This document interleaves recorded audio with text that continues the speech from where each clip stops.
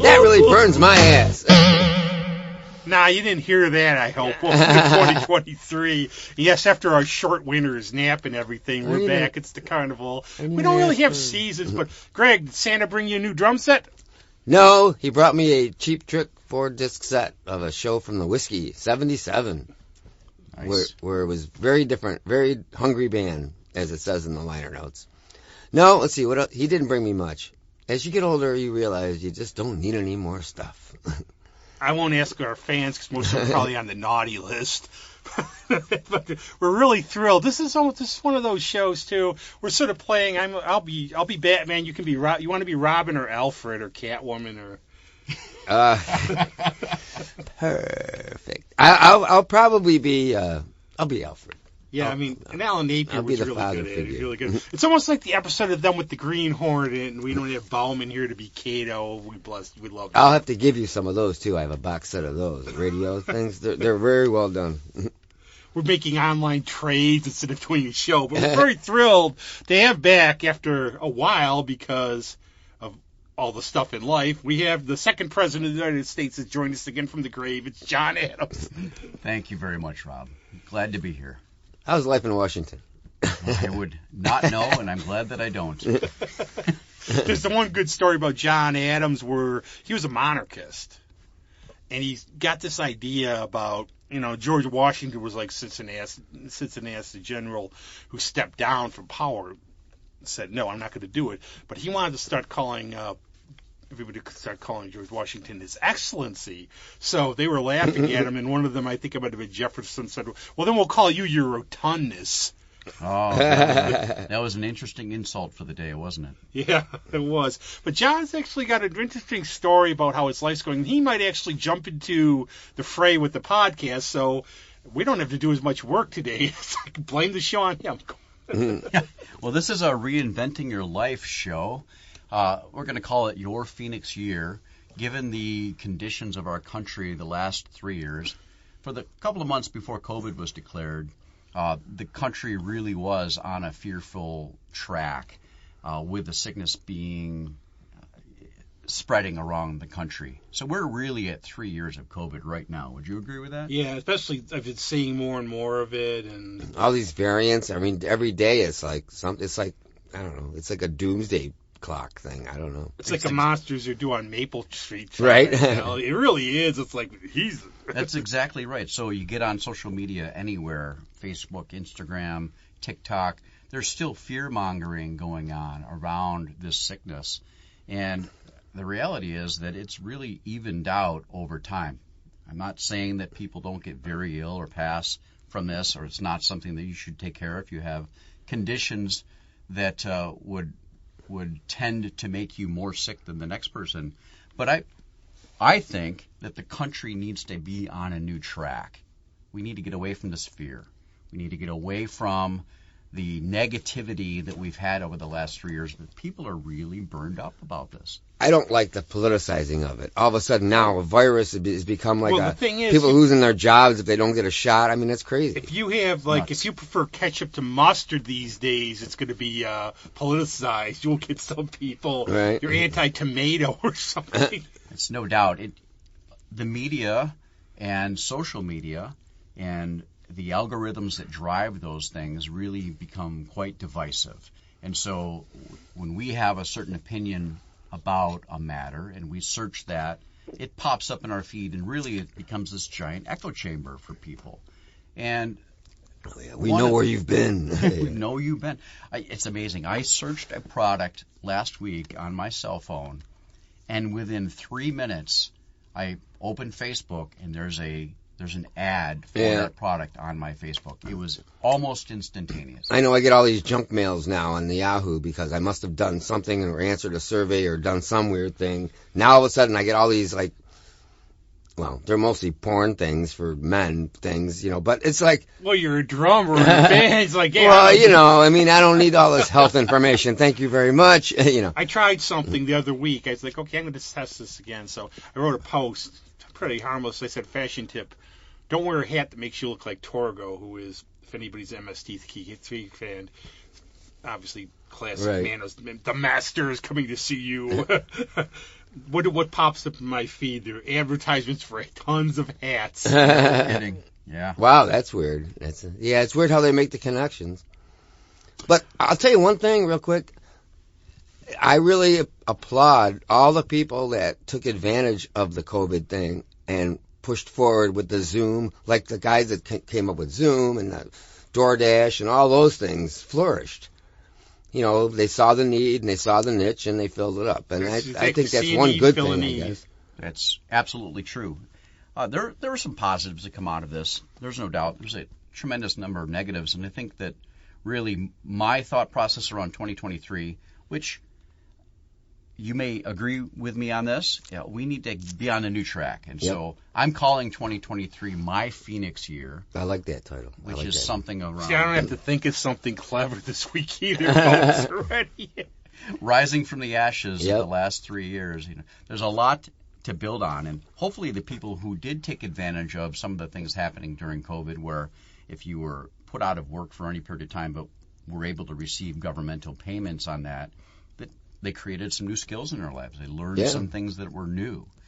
And as we go into 2023, we can make this a reinvention year for us or for the people that we know and help them through that process. And I think this is affected to your own stories about reinvention this year. Boy, is it. Big life changes. I mean, you're almost 30, too, so there's no, for us, yes, the secret's out. We share the same birth date. Right, no kidding. So if he gets old, I get old, so no. We don't want that, not at all. I'm still probably older than all you guys. We share the story still. We watch out every day for getting served for what we might have done at a birthday party that started at the German house and ended in oblivion about 10 years ago. Yeah, it was bonkers. Ended up in a snowbank outside of Vertex. I read a statement just a few days ago, and it stated, "The secret to life is to die young as late as possible." Yeah, that's a good one. We could be 30 for a while, Rob. Die late as But soon as so what's possible. happened to you now? This is why, especially this whole Phoenix year thing has really gravitas because of your own story about where you were going, what you decided. Well, sure. You know, I was on track to franchise with Domino's, which is a national franchise pizza company. Most people know it.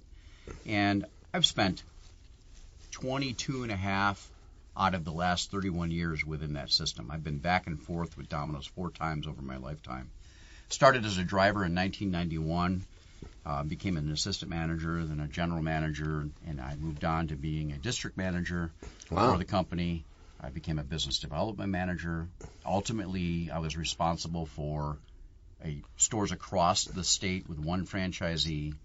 We had 33 stores across the state, and I was responsible for helping develop the sales and marketing that happened within those stores on the local side. And you didn't bring a pizza.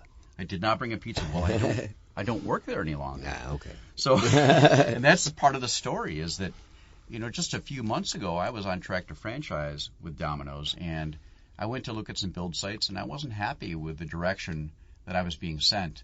And I took a hard left out of that experience and decided to end my career with Domino's and start fresh. And I still do not know exactly how that reinvention is going to happen. But That's after interesting. 30 years of working in management and working with business, and most of that time with Domino's, this is a giant leap off a cliff in which I'm going to have to build my wings as I fall towards the ground that I may crash Yeah, into. but you have the advantage. You know all the levels. So you know the entry level, you know the management level, you know how the books work, you know how to order stuff, you know, you've got a lot of advantages over a lot of people. So Agreed. So this isn't actually starting over, it's starting from experience. Did you also say, right. too, like, as the way we are as humans, our brains, the more you do something, you get caught in that pattern. Oh, no It's doubt. tougher to get out of it. Most of the people we know who start into a vocation will stay within the realm of that vocation for years and years and years. You know, if somebody becomes a tool maker, how often do they do something entirely different than along the lines of the tool and die industry? They stay in that track. And what this is, for me, I've done pizza for so long, and I loved it. Most of the time, I loved what I did. That sounded lewd, John. Well, I'll tell you what. There is giving something to a person or having an experience with another person can be a very good thing. And when you hand a pizza off to a customer, you've helped produce that pizza. You've helped craft the crew that did this. You're part of the system, and you give a pizza to a customer. The smiles that they had were just tremendous. Okay, we all know the Harry Met Sally thing, right? No, there's the reason for it. So I've taught one of my friends, she was telling me about getting pizza delivered, and she would say, you wait for it, it comes, you get the smell of the box. Oh. It's like, can I order one too? Right. It's an amazing experience, and it's also a shareable experience because... You are joking on that part. Sure. Well, you have a pizza box. It's you got this square box, a round pizza, triangle slices, and you can actually pull your slice off and have somebody else take a slice on the other side, share it among your friends and your family. It's a happy experience, and that was a really neat thing to be a part of for a long time. I actually forgot, now I read the story about Chicago, but why they were cutting into squares. I don't know the story. That's Chicago style. Yeah, that's just but there's a story. Because I think that's the old Italian way of doing it, too. I think because my grandparents used to do that. You can find it online if you're interested. It's like, why does because they probably baked it in a square pan. They just rolled, you know what I mean? And then they just threw it in the oven. The way would be to cut it into squares. Yeah, and then I don't know why the round thing, where that happened. And I've only had one or two Domino's pizzas, but they were really good. I always thought they wouldn't be, but so it really all depends on who's making it. Even if it's a franchise, it has the standards. And I don't want to spend too much time on Domino's because at this point it's history and water under the bridge. Although it was a huge portion of my life, that served me very well over a long period of time. But now it's time to move on to other things. But you can choose different types of pizza, right? What you like. Yeah. If you have a crew that's doing it correctly, you can get a great product from Domino's. Yeah. Now, shifting on the pizza side and talking about Chicago, have either of you ever had Giordano's or any of the other deep dish Chicago No. style? There was one I've had. It was here though. It's like so it doesn't really count. I recommend it. I'm a fan of Giordano's. Every time I drive past Chicago or in that area, I stop and get a pizza. When I go to Vegas, they have a Giordano's in Vegas, and I always go. I remember that. But only one pizza-related question is, what is all the controversy about pineapple? Is it just a good joke? It is, it really is just a good joke. It's an incredibly popular topping nowadays. Now, a decade ago, it was not. So I remember Canadian bacon, and that was from Domino's when we were in college. The first time was Canadian bacon and pineapple. Now, I don't mean to be insulting to Canadians because I have family who are in Canada. However, Canadian bacon is really just ham. Yeah, pretty much. Yeah, I mean, we tell the truth on this show. So, I want to tell you You've ruined my dream. Real quick about Giordano's. It's a very deep dish pizza filled with cheese. They actually put the sauce on top, and they call it a cheese pull when they first serve it to you. So they'll bring out the pizza, they'll put it in the middle of the table, and the server will take their serving implement, and they pull the slice up from the table. You can get 30, 35, 40 inches cheese pull, and then they put it on a plate. And that's interesting. If you like cheese, there's a lot of it there. Delicious. That's kind of like when we went to we used to play at Espada there, the Brazilian steak place. Oh, yeah. And those guys, they come around with the big hunks of meat and they slice it right there for you. And it's the delivery part, the presentation is a big part plus, of it. Don't you have like the thing at the table you turn from red to green when you want more and stuff? Texas State Brazil here in Rochester does that currently. Oh, that's interesting. I don't know. Yeah. But I think another part of your whole story and thing, too, is the message I want to get out a little bit is if you're not happy with your life, it's simple. 2 words, do something. No kidding. Do not get... there's a story I've told John before about... I worked a part-time job during the summer, and there's one guy there, and he kept going, well, you're lucky you're in... you're only here in the summer. Every day he would come in 25 more years and I retire. And I was thinking, why are you doing this? There are other... It's like my little gripe every Christmas season is, why doesn't Bob Cratchit just go apply for another job? Right. It's sad. People sometimes do consider themselves plants. Like they cannot move, right? But we have 2 feet. We have a brain. We can think about the problem that we have in front of us. We can solve that problem potentially by moving to another place or changing a vocation, something along those lines. If the conditions in your life are not what you want them to be, then you need to find out what conditions you would like them to be and make moves to get there. I think the COVID thing, too, that's helped a little bit, too, because everybody's looking for people to work. And I don't think it's such a big hurdle to get a job anymore like it was, at least at this point. I mean, you can go in there and pretty much, if you're a warm body, you're going to get hired. You know, if you have some kind of knowledge of what the company's doing. There are certainly industries just like that. And there are some skilled people. How many people has Twitter laid off recently? Right. Thousands. Yeah, no guarantees. There right? are no guarantees for sure. But the more skills you have, the better you are set up to find that next position. Right. I've noticed that. I mean, in my life, I've had a lot of part-time jobs being a musician, and what people would consider stupid, crummy jobs, mail rooms, this and that. But I've noticed, like the job I have now with the maintenance, if you're in a job like that, you get to spoke out. You get to know all the departments rather than being stuck in one department. So you go around, you know this guy, you know that person, you know this lady, and then the next thing you know, if you need a favor or you need something to get done, you know how to get, you know what I mean? You know all the people that can help you. There's one famous story. It's like I was talking to Brian Roman from the Old Toad, and we were talking one day, and he's like, we're talking about whatever we've done. He goes, but still, I've learned more about people by doing the door at a bar than anything. Right. That's for me. I learned how to read people, how to deal with people. Any skill you have in any job, you can utilize for the next job. And you'll be There's surprised. No doubt. Like some jobs you look at, go, this is easy, but like, so you go in, you find out it's not. It's like a theater manager. You got a lot of dealing with people, dealing with. Well, when we observe things, other people's vocations, other people's activities, we only see the surface of what's happening, right? And so oftentimes people try to present the best parts of what they're doing and make it seem like they're having a good time and make it seem like they're easy. And it's very easy to buy into that and decide that what they are doing is easy and it's not complicated. But most of these things have a complication to them that we'll never see. We're sitting right there right now, a studio where you hear the finished product, the song. You don't realize maybe all it takes, the hours, just to get that one little song. Right. Right. Acting, people think, acting's easy. I had one of my movies I helped produce, Getting Personal. We did one scene. All it was like a first date scene. It was in a place in Mendon. They let us after hours. We called it the famous Leaning Tower of Lemon because there was, if you're really careful, there was like this lemon dessert. If you watch carefully, because of the takes, it started leaning. You see, this probably took up under 10 minutes. It took the whole night to shoot. No kidding. Yeah, wow. Right. And it was a short scene. All it was first date. I have a cameo in it, too, in the background. That's why it's so popular. You put your golden touch to it. I've gotten a little like that. Like, I'll watch old stuff now, like from the 70s, and go, wow, she's like 60 now. And I look at it and I go, I had some hair. Things change.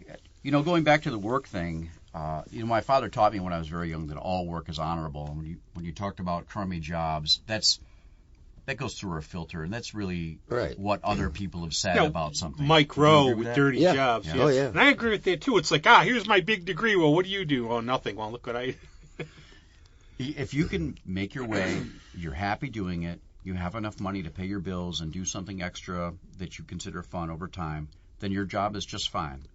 And I cannot tell you the number of times that I heard when I worked in pizza, and it didn't matter what level that I was at the time, when are you going to get a real job? And I'm just going to tell everybody that's listening to this, if you have a job and you're getting paid to do it, that's a real job. All work is honorable. You don't have to have this feeling about what you're doing that it's not something that's good. Paid hitman. I would go back on a little bit.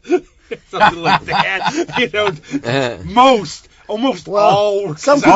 All work. Some people don't deserve to live, Rob. Have you ever seen, actually, a good movie for you for this? It's a favorite movie of mine. Have you ever seen the movie Lifeguard?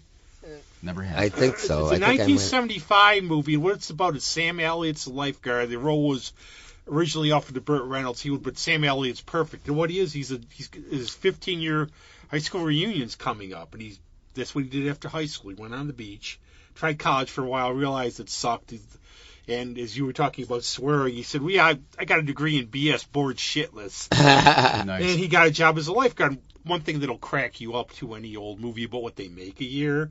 He's offered like a deal at a Porsche dealership where you can make $20,000 a year. It's like, yay!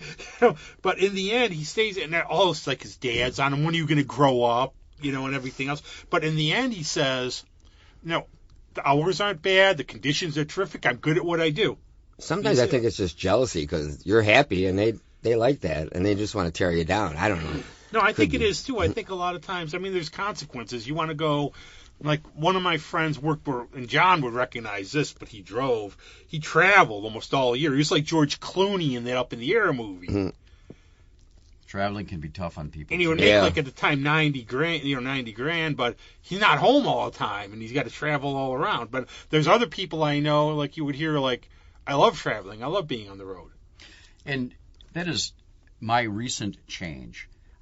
The last 3 years, I put an average of 1,200 miles a week on my vehicle. I had a company car, so I'll call that my vehicle. 1,200 miles a week is 25, 26, 27 I can speak to that from hours. Doing my own business. Right. You're doing 25, 26 hours of windshield time on a thruway or a byway here or there. And I was making a good living. But the question is, at what cost, right? I wasn't home. I wasn't with my then girlfriend, now fiance. I wasn't with my puppies. I call them puppies. They're 7 and 8 years old. They're always going to be puppies. They're always. That's exactly right. And, I thought when I was talking to my girlfriend 2 months ago that my dogs were 5 and 6 years old. And she says, no, they're 7 and 8 years old. And it was like that 2-year span of time was gone. And it made me, it sent me into a real emotional tizzy because every year that I was away, it was like you missed that length of time to be with them. Like not seeing your kids grow up. Oh, absolutely. Yeah. Or it's like seeing people where it's like, genuine friends. It's like you don't see them, but the next time you talk to them, it seems like yesterday. But then you might go, wow, especially because of 2020. I haven't seen this person in how many years? Right. Years can go by, you blink, and it's gone. Right, so at what point do you make the change to improve your life? Yeah, what are you going to start playing that nickel harp instead of drums, Greg? Probably never. But I wanted to ask you, are you going to be doing like a consulting type thing, or what exactly is the plan? The answer is I likely will. I have the opportunity to do that. I have never marketed myself as a consultant. I've been in the industry for food service for a very long time, for management for a very long time. I understand business quite well. I can explain systems to business owners, and I have a lot of interactions. So that is definitely a direction that I'm moving in. I don't want to do that full time. Right. It'll be a business that I do part time. I like the idea of coaching a business person through an issue that they're having. Those are complicated, challenging problems to solve. And where do you go? It's like I don't know. I wouldn't know where to go to find somebody like that. So that's a niche. I think. And there's more too, well because speaking of life changes and moving, you were going to like a colder climate. It's definitely not warm right now, but we'll be moving to South Carolina, Greenville area, in just a few months here. Which is growing for sure. It's actually supposed to double in size between now and. Well, tell them to go on a diet, for goodness sake. I'll tell you, like your story you told me, I could resonate with it a little, because I remember the one day going outside. This was like, and I went to get the mail, and my hands froze just from walking to the mailbox. And I always go back to when I was in Helsinki, and I went outside, it was like -12, and my hair froze. Oh, and you said you had an incident where you went outside literally for under 5 minutes. Your nose hairs freeze. It was last January, and this is actually how the change to go from the north to the south happened. So last January, I don't remember what date it was exactly, second, third week of January, I walked out of the hotel up in Watertown, and I started loading my items into the car. It took me less than 5 minutes, but my hands were positively so cold I could hardly move my hands. I'm it's like, brutal. Oh my goodness. Yep. So I get in the car and I look at the readout and it says -18 degrees. Wow. Well, that is cold. So I take a picture and I send it to my girlfriend. I get a text message back 45 minutes later. I can't do colder. And I wrote back, what are you talking about? She says, we were going to franchise with my former company up in Potsdam. She looked up Potsdam. It was negative 24 degrees. All right. She just simply said, I can't go colder. You know what's going to happen? You out get a hold of these. Hey, John, how you doing? Oh, it's too damn hot here. And the reality is we say that in Rochester a few times a year or two, don't we? So the conditions, it's all relative. Yeah. You know, when I go south to Greenville, it was 4 degrees here just a couple of weeks ago. In Greenville, it was 10 degrees. So it's not like it's a warmer climate all of the time. I'll still have to deal with some snow. Well, that's good, though. You'll still get some change of What's season funny, type and thing. I said this That's more right. than once on the shows when I lived in Alexandria, like in Virginia. It was so funny because you would get it, like in D.C., and maybe this is a good thing, you'd get a trace of snow and they'd close it all down. Yeah. And I'd be like, like it's snowing. What are you doing? Are you kidding me? Well, they don't spend any money on plows or anything. They don't know what. But like in Philadelphia, it's different from here where not as much snow, but ice. Yeah. I got out of there one time. I would have been stuck there for 2 weeks because it ices more than... It's a long time to be stuck somewhere for sure. Yikes. I have a friend who lives in Loudoun County, Virginia, Ashburn area, and they have a portion of the county to the west has some hills, and when it snows in the hills, all of the schools in the county close down. It Wow. could be completely dry where he lives, no snow whatsoever, but there's snow 10 miles away, and they shut the whole county down. But you actually brought some... It's like you're having your own... You might do your own podcast. You actually brought... You're professional. You brought some points. You want to hit on. Like, this is not how this show works at all. Well, I will give the background, the fresh show. Greg will come up. What are we talking about? How the hell do we know? well, we're Okay, talking about let's- changing your life, reinventing Right. your life. I think that's a I've lot of actually people done are that. facing that. And I've done that, like, I could say I'm like a chameleon like that. Like, if you ever looked like from... I always say what made me miserable in high school makes me what I am now. And I've grown and learned in a lot of ways. I've always said the bad people teach you a lot. You learn, like, not everybody's good. You try to find your own people who you belong with and where you belong in space. In the space That's in the your world. tribe, right? Yeah. You try to find the people. Actually, that's actually a misnomer in a lot of ways, too. I've been reading about the Comanches. You know, the tribes of the plains, that's not the word to use, it's bands. Because they didn't have tribes in the plains, they had bands where they went on. No, Americans never got that. Yeah. Yeah, I think I was not really referring to the native idea That's how of a we tribe. come up with stuff on here. The Seth Godin idea of a tribe where he talked about finding your people. Right. So reinventing your life, how do you do that, right? Well, you have to evaluate where you are and what you want to do, what you want to have, and who you need to become to have those things in your life. Right. And so if you want to make a change, you need to make a decision first. I want to have a change. And what is that change going to be? And that's going to be different for everybody. Bottom line. So evaluate where you are right now and what you think is good and what you think is bad. So good and bad in this clarification is good is something you want to continue and bad is something you want to discontinue. And what I did just a couple of months ago when I was doing this transition with my former company is I wrote a whole bunch of things that I thought were negative about my life. And that was on the left-hand side of a page. And on the right-hand side of the page, I wrote what I wanted it to change to.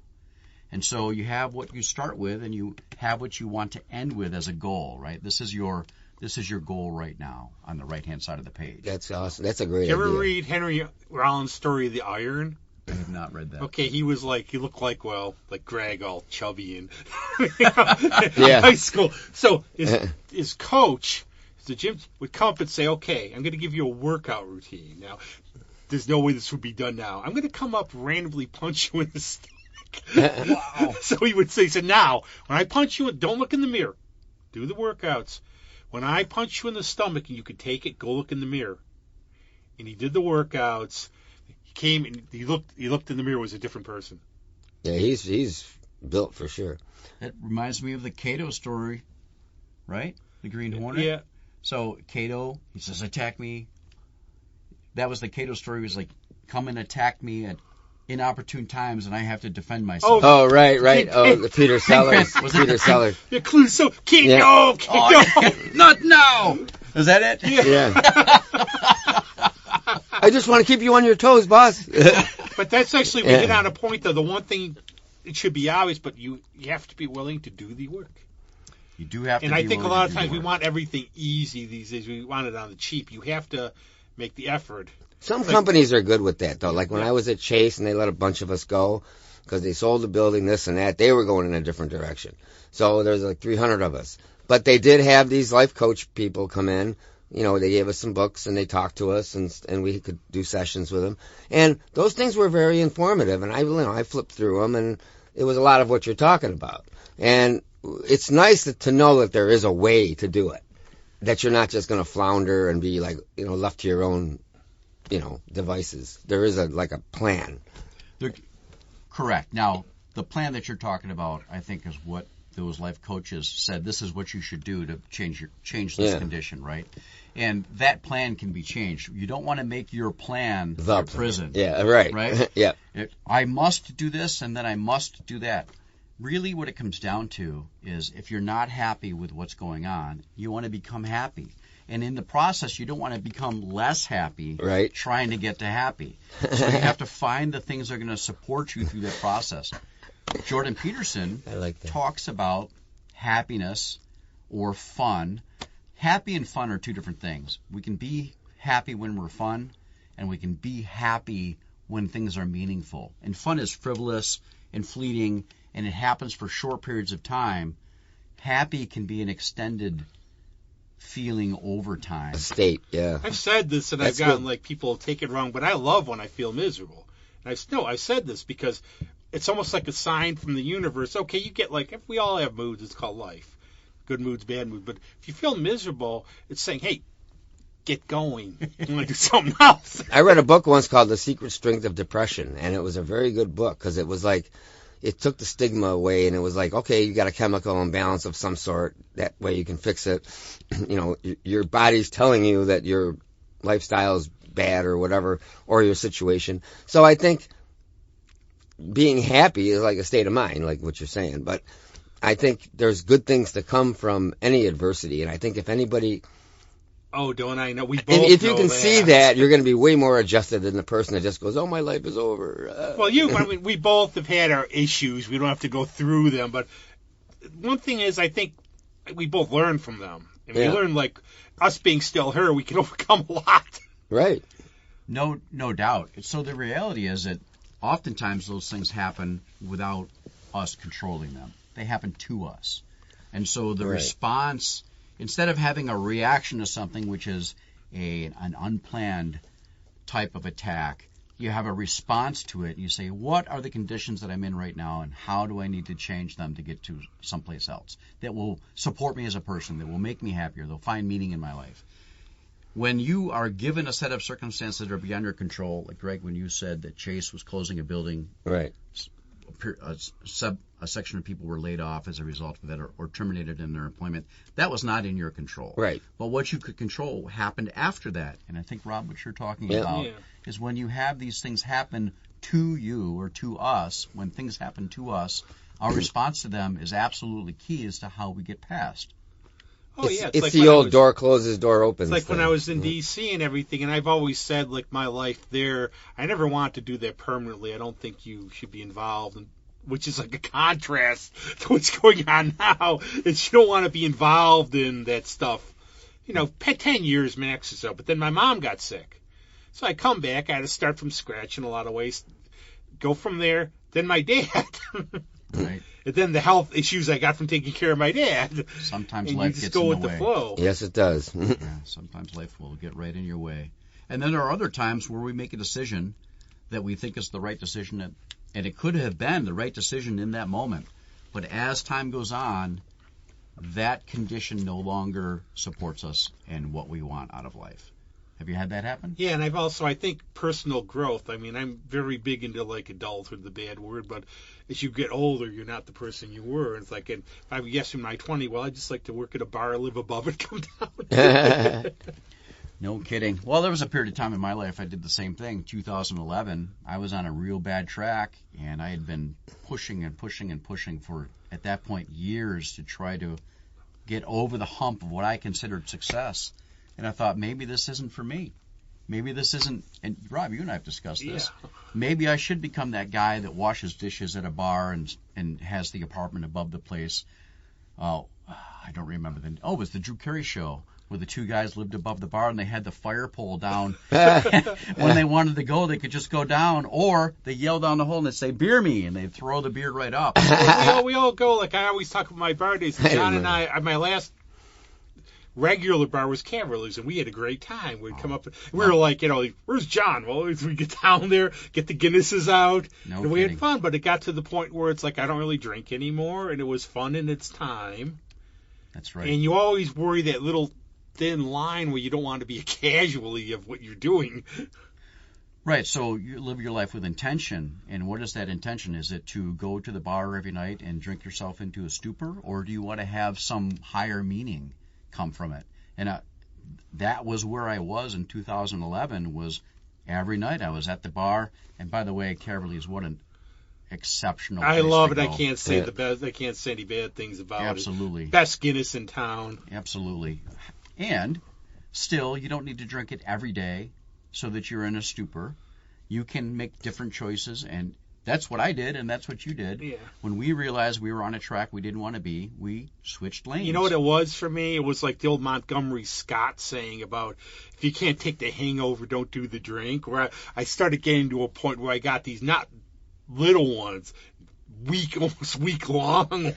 I remember I had the one hangover, and I'm like, I got to go to the dentist today. And having a hangover at the dentist is like the worst thing you could ever have. Sounds awful. Oh, man. It's like when they say spit that stuff up, you want to make sure the only thing that comes up is the water. More Novocaine, please, please. Now that's like a belief in a supreme being. It's like God's punishing me on this one.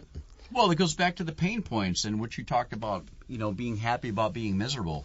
What it does is it concentrates our attention on something that if we feel a pain, you have a rock in your shoe, you're walking down the road, and you've got 3 miles to go before your fitness walk is done, and you've got a rock in your shoe. The pain from that is to focus your attention so that you don't have further damage, right? So if you take 30 seconds to stop, take your shoe off, take the rock out, you can continue without that pain or without more. And the same thing with being miserable. If you're miserable about your conditions, it's pointing out conditions that don't serve you any longer. And you have the ability to say, I don't like this. No, and there's also the old thing I use, like if you hate everyone, you're like, I hate this person. You're in like, say, 5-6 relationships, you hate every one of them. Okay, what's the common denominator? It's us, right? Yeah. Yeah. Well, that versus the old school, shut up and deal with it. Life's hard. You're gonna, that would be like, you have to have a balance. Some things, life is hard. You have to deal with it. Like you get like something, and other things you just have to go the other way. But some stuff, life will hand you. Look at history. After the Depression, for a lot of people, luckily, quotes, air quotes, luckily, the Second World War happened. Well, that's what brought the economy back, so who knows how things work? Was it orchestrated? I'm not trying to go conspiracy here. I'm just saying, do people... Well, the track record the last 3 years is, if you're a conspiracy theorist, you were the right one. Yeah, so, I'm tired of feeling bad. Well, feel better, and then you, like you said, you have to figure out how to do that. I've done that. It's very, it sounds black and white. It's not. No, but, definitely. I'm not happy. Well, then get happy. Right. You have to figure out why you're not happy, because being happy is much preferable. Well, I have to be melancholy because, like Aristotle said, melancholy being the most humorous, and I have to be funny for the show. So, like being, it's like I'm like the Taylor Swift of like podcasts, where something bad's got to happen so I can actually have material. That's why I never understood the whole goth thing. Why do you want to sit around and be all depressed and gloomy? It's something just to belong, I guess. I guarantee it's like, you ever see the old goth talk thing? Well, like his job at McDonald's, he was late for or whatever. Right. That's probably just belonging. You don't feel, and I'm just doing this at the top of my head from like the few I've known, or you like the look. No kidding. So most of life is really just extended cosplay. In the business world, when you wear your suit, everybody else is wearing your suit. Right. That's really, it's cosplay. It's a uniform. There's nothing about wearing a suit that makes you better at business. if you go to an office in which you wear a suit, that's basically the cosplay of the office. If you go to a motorcycle rally and everybody's got the leather and the chains and the boots, that's cosplay for motorcycles. Now, there's some of this has a function, right? If you fall off a motorcycle when you're driving down, that leather can protect you. But I've experienced this being at the Sturgis Motorcycle Rally 6 years in a row. Oh, nice. That it's often just cosplay. It's the accountants, the lawyers, the doctors who want to play biker on the weekend in a huge portion. So it's just like the goth look. When you go, it's your belonging in that sense. Yep, I guess so, yep. You just subscribe to the look. And some people love it. I kind of have a thing for goth girls. And which to my fiance's chagrin, she's like, "Why do you like that?" I can't tell you why. I just do. Yeah. No, I know. Okay. Like I grew up with the bike. I had relatives who were legit bikers. So I grew up within the culture. So I would hear like somebody would say, "This is a biker song." No, it's not. I would know that. Just I would know what kind of music they liked, how they acted, everything else. I mean, there's a lot in the music world like that, too. They dress the part, but they don't play very well. And it's like, okay, you look great, but, Greg there ain't nothing there. Prevost, too, hopefully we'll be having on in the future. He said it best one time. He said about, okay, Iggy Pop, pick anybody. It's an act. I knew people Alice who knew Cooper. the Cramps. You're right. Knew the Cramps. He's a perfect example. But like the Cramps are a great example because they were shy, mellow off stage. Yeah. It's an act. They're playing. It's almost like they're acting too. Yeah, the Alice Cooper look where he's just this maniac on stage, and I've seen him a few times in live. Absolutely incredible show. But then he's being interviewed, and he's got a putter in his hand, practicing his putt. The guy plays Hope. He used plays to play with Bob Hope. He plays every day, I guess. He loves golf. Yeah. And he said it was the perfect cure for alcoholism because what's the problem with alcoholics? They need time to fill. Yeah. The golf. But no, he's Vincent Fournier, though. I read his book, and he said, like, before shows, nobody... we goof around, we talk about trivia, stuff like that. I never even knew. I found out from Alice Cooper, Gilligan's first name was Willie. But they goof around, but then they go out, and he becomes Alice. And he says, like, if you watch his show, he doesn't acknowledge the crowd till the intermission because Alice, he expects to be applauded. Right. So it's a character. Right. That's right. And a really well sold character. Yeah, you have to buy into it yourself. You have to really put it across so that people, in turn, will buy into it. I have always found that pretty fascinating. And have we done something? Because I know, as I told you, we're going to ad lib on this show because it's the Carnival. But have we gotten your points you want to get across? Well, we've got a whole bunch of points. I mean, when you want to change your life, there's certain steps that you have to go through, right? Evaluating where you are is the first one. Deciding where you want to be is one of the second ones. Is there an obstacle in your way? So if you want to go from a negative to a positive, what do you need to do? You need to remove the negative. And so I love the company that I just ended working for. The franchisee and I have a great relationship. The franchise that I was working with, I have people that I care about there. But 2022 was a miserable year for me in that vocation, and I decided to make a change. So eliminating the negative, my positive became a negative, and so I had to take that out. So I put my notice in. I fulfilled my notice, moving on to something else. And Rob, you and I have talked about removing negative people from our lives. And that's a really important piece. And the sad part is if you trust people and you're nice, that's the problem too. I've always said that you have to be sort of an old grump because if you're opening, the toxic followers see you as a mark. Negative energy will suck it out of you. And if you don't see the red flags either, they do. Absolutely. They drag you down because you're around negativity. It's like you'll hear this by different people where they say it's like the 5 people you're around who you're going to be. The average, right? So, removing negative people, they're like the anchor you're dragging through the dirt.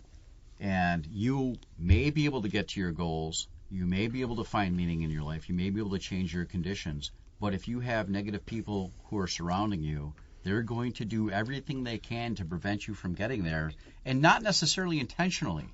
There's a fear among people that they will be left behind. That's their tribe, right? That's sort right. Of, yep. That's exactly right. So they might be left behind with those people, but you have moved on. And if you moved on, there's a jealousy, there's a fear, there's a, he or she is better than I am now.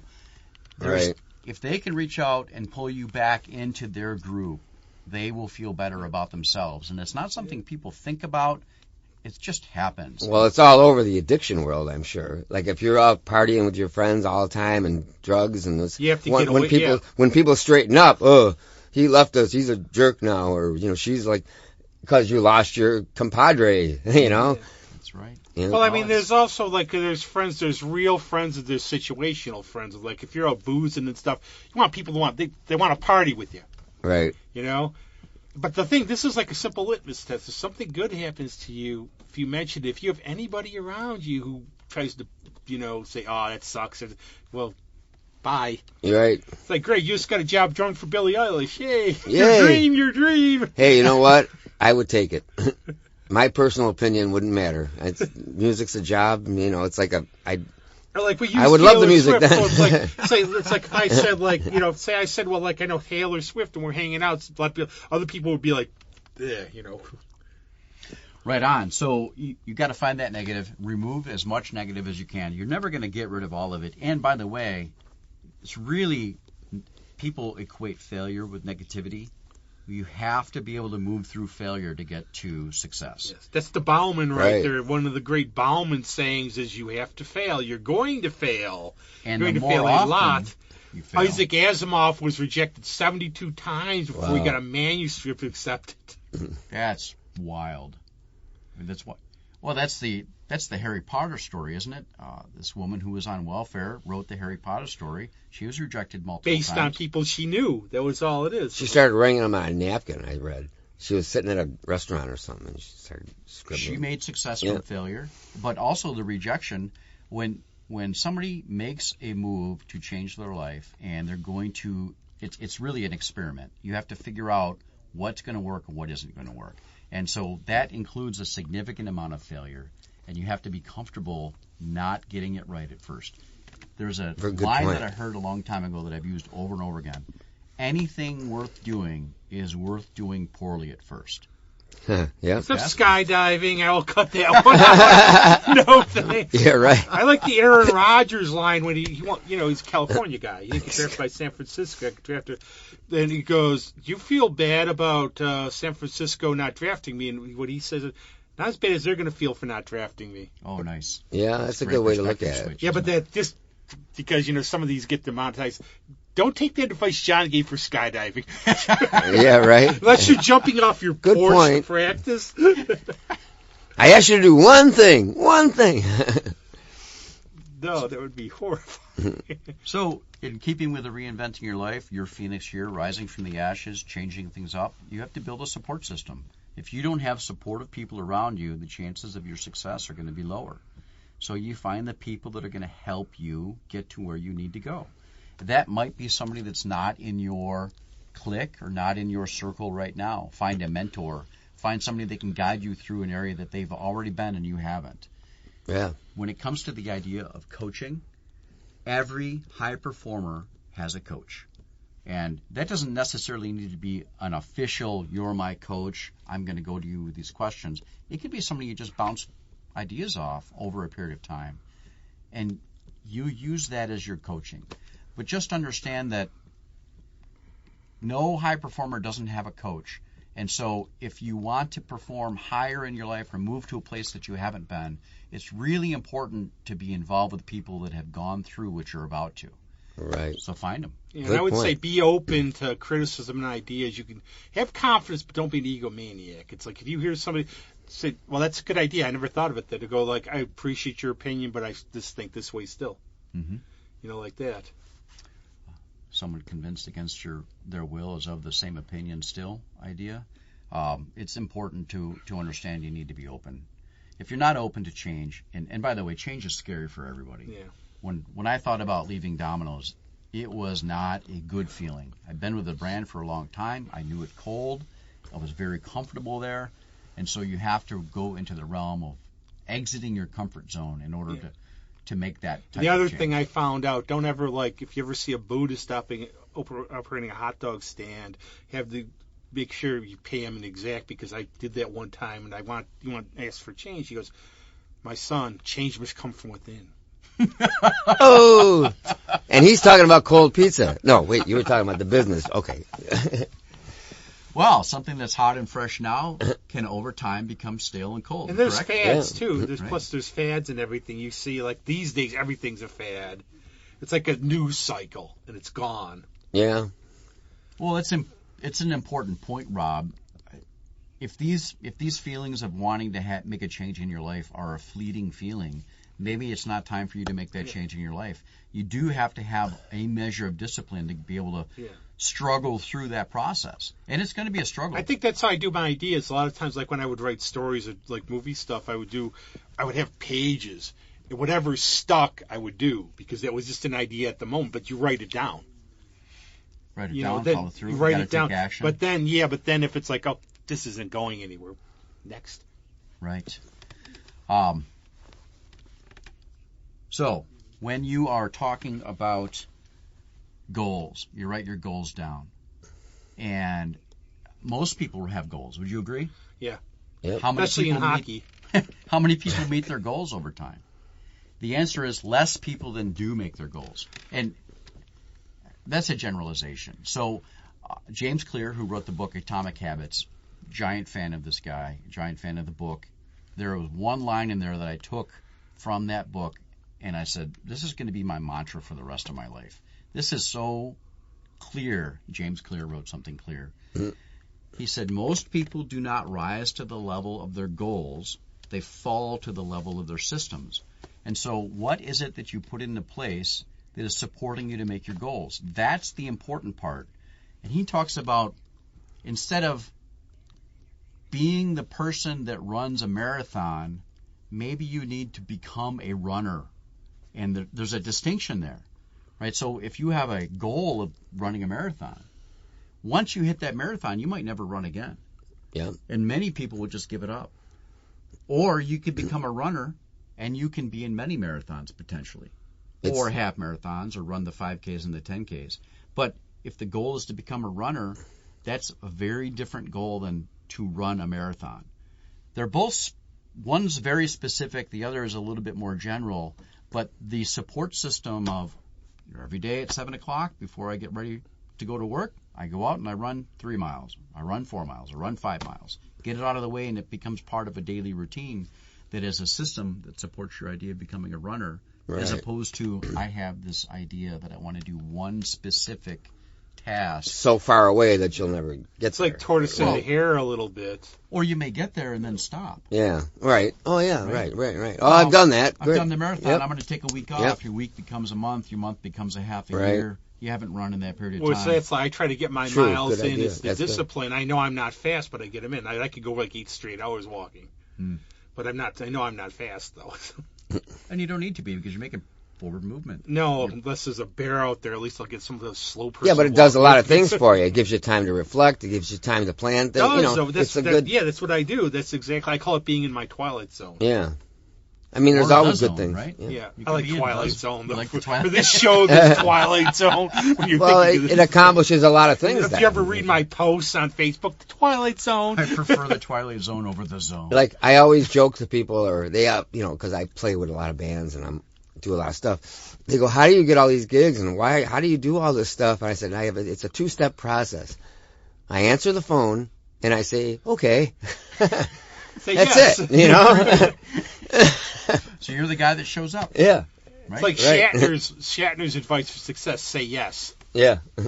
It's amazing that there's a huge portion of success, however we define it, that just comes from showing up, being there.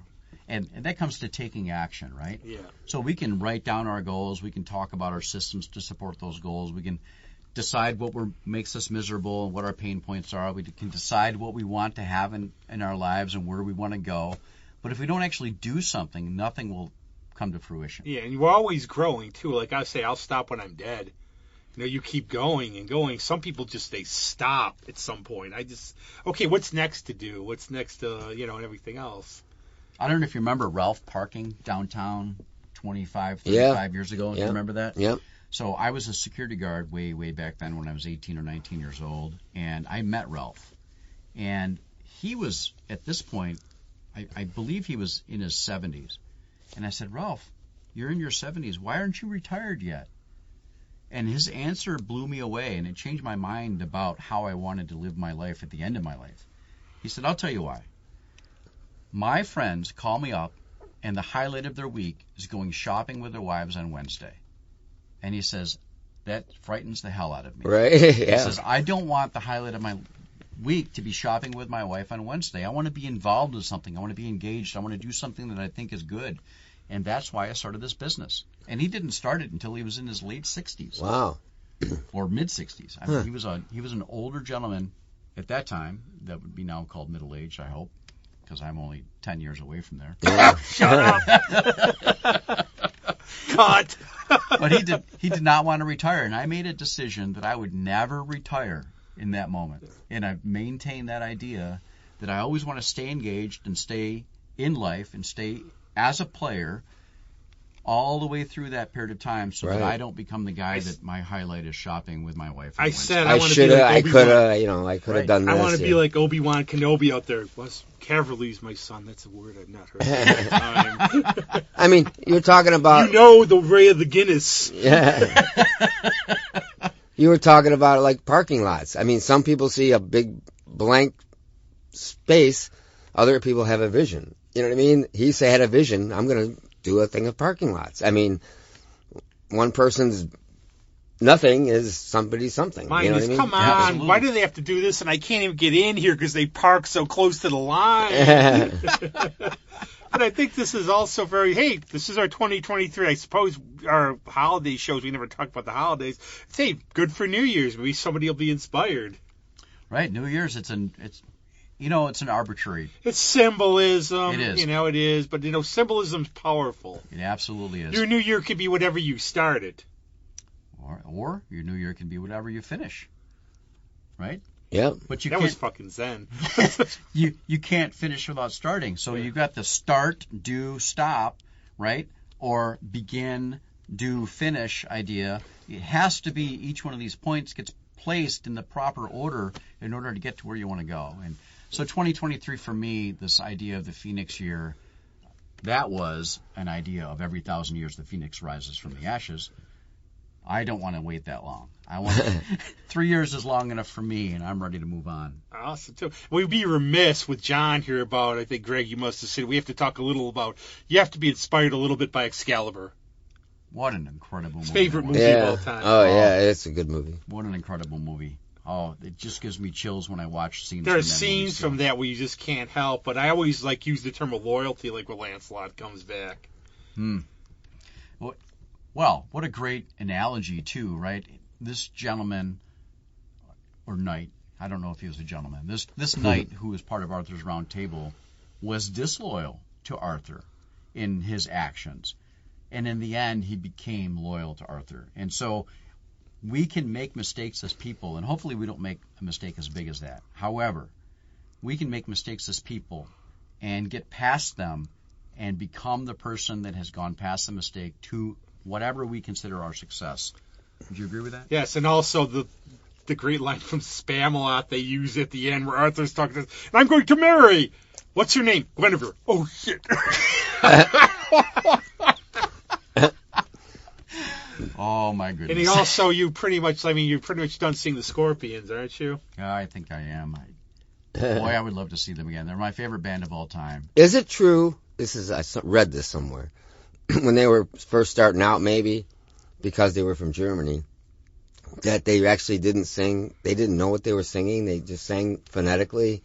Do you know if that's true? I don't know if that's true or not. You can catch them singing German on some really old. Yeah. 66, 67, 68, somewhere around there. I'm sure, I can't think of it off my head, but I'm sure some artists have done that, I mean, I met a group when I was overseas. I was in Oslo. When we're in this little fishing town, Stavanger, Norway. And I met this drummer. We got to be kind of friends, And he gave me his cassette at the time. But, and they're singing in Norwegian, but it's hard rock and stuff. And it's like, it was really cool. Well, that was like, that's like the birthplace of that black metal stuff. Yeah. So I've never been to Norway. Is it as beautiful as it is? Oh, yeah. Yeah, I've been. It is. It's very nice. Finland, too. Finland, though, mucho pricey. Is it? Beautiful, but mucho pricey. Oslo is a little it's on the bucket weird. list. I love it, and it's also it's cold, obviously, but it's a beautiful city. But it is like, unless it's changed, it's very expensive. Yeah, So, it's got a lot. Estonia, actually, I keep yakking about Estonia. It's actually a very nice country. Is it? And I like it because nobody knows it's there. Yeah. Those are some gems. You don't want to be like, current, like where some countries where it's like just geographically bad for you to be, as we see a lot of. Right on. Yeah, but very good. I think anything else you want to add? One last thing is that, you make it through this process, you do the start, do, and finish kind of thing. We're never really finished, right? So we'll set a new goal, develop a new set of systems to support that goal. Just be open to the idea that you have gone through a path that you can reach out and pull somebody along with you. And maybe, just maybe, you might be doing a podcast sometime. It might happen. So those who have gone out on us intellectually want something a little higher. When you graduate from kindergarten, you can go on to jobs. What I like about podcasts is that we can banter and have these offshoots in the conversation and just come back to it, and there's really a nice flow to a conversation. I told you that's the key to it. And again, it's like learning, but the biggest mistake you'll ever make is like making it just a direct interview. Like if Greg came in, I came in, what is your favorite color? Yeah, right. Oh, you don't want to interrogate somebody. Yeah. Right. It sounds so fake, too. Yeah, It is. It's a conversation. It's like we could have been out, say, old days, we'll do a time machine, plop. Yeah. Hey, Greg, get off the redbreast shots. The camera leads, and we just was like a bunch of people having a conversation. I had a friend that had an expression once, and I'm sure it was new to me when I heard it, but he always said, "Ain't nothing to it but to do it." And I always liked that. You can't teach these things. And then the first, again, it's usually if I listen to some of the first ones I ever did, well, of course, because Greg wasn't on it. They sucked, and I was horrible. I remember coming up with a list of questions for one. The beauty was I over there. But speaking of Greg, and of course, John, you're welcome back if you can come back before you leave. Definitely. Thank you. Or we'll have the Carnival jet pick you. This was super uplifting, and I hope we helped some people figure some stuff out. He's going to pick Greg up to uplift him. But we have, hopefully, in the future, we have another Greg Stackhouse Prevost. If you want to, down Louse Guitars, get his bio, because it's sold out once. And it's something about a dog. I met a dog, whatever. Remember, I forget everything on the show. Greg will forgive me. You'll see that's got Greg sitting there looking cool. But it's sold out. He's going to do a signing in the future if you want to see that. That's great. And do that. But this is his Vintage Violence, which is he's digging into the stacks of all his old bands. I'm going to take this one because I was actually going to play Fortune Teller because of Gary Traynor and New Matt, but Mike Murray played it. I said, Mike, you took my song. He's like, why don't you play Hey Mister? I have his Mississippi Murderer. I have CD. all of them That's too, great. yeah. But this is now he's got all these different bands, and I'm not going to read them all, but Mr. Electro and the Void, so on. But we're going to do from the distorted levels a song called Hey Mister. So we're going to do Greg Stackhouse Prevost. Unlike our Greg, this is Greg Prevost. Yes. And thanks, John, and thank you both for having me on. I appreciate it. Thank you again. Okay.